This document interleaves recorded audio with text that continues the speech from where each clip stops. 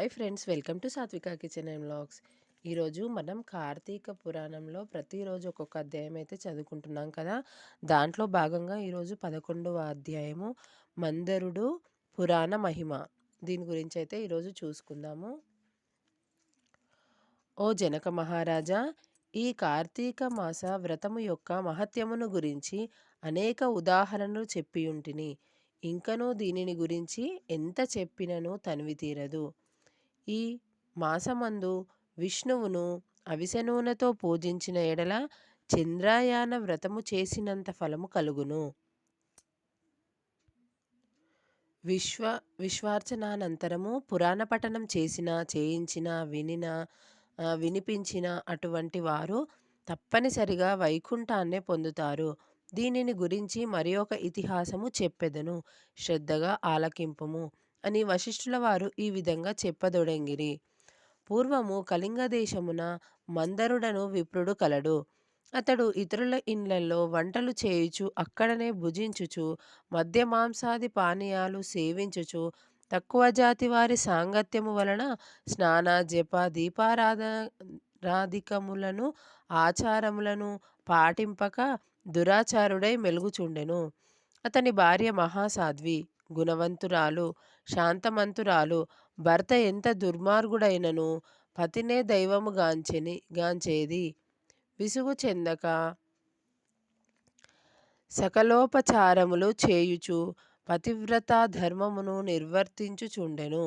మందరుడు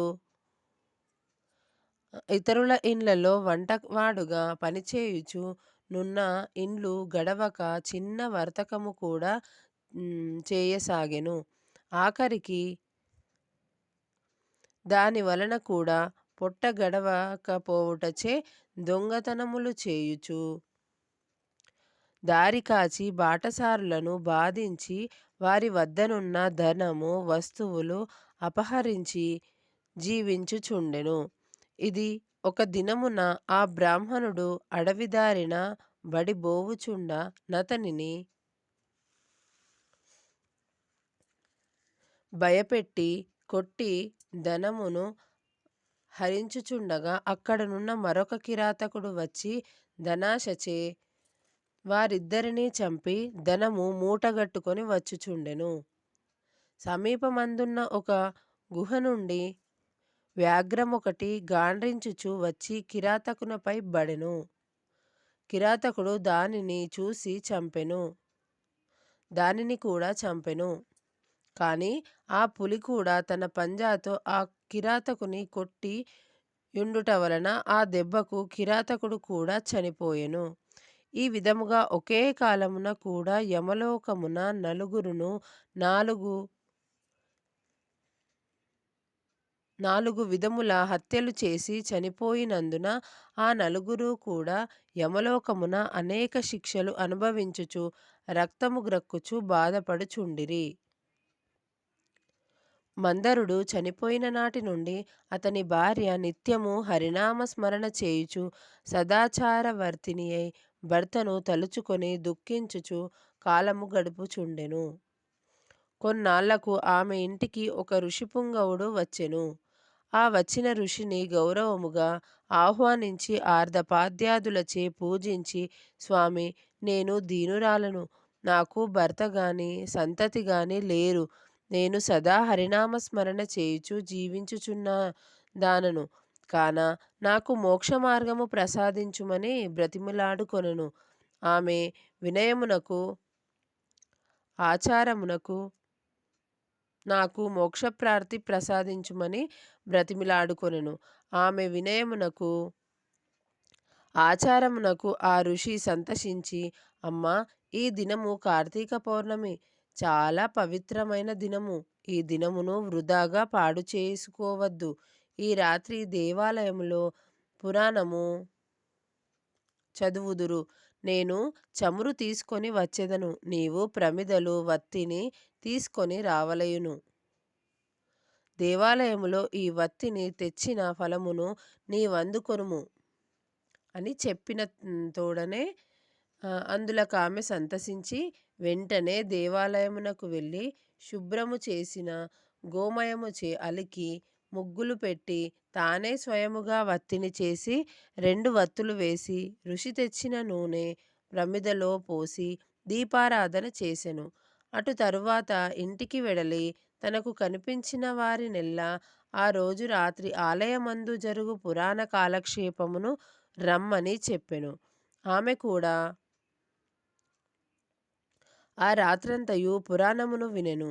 ఆనాటి నుండి ఆమె విష్ణు చింతతో కాలము గడుపుచుండె. కొంతకాలమునకు మరణించెను. ఆమె పుణ్యాత్మురాలగుట వల్ల విష్ణుదూతలు వచ్చి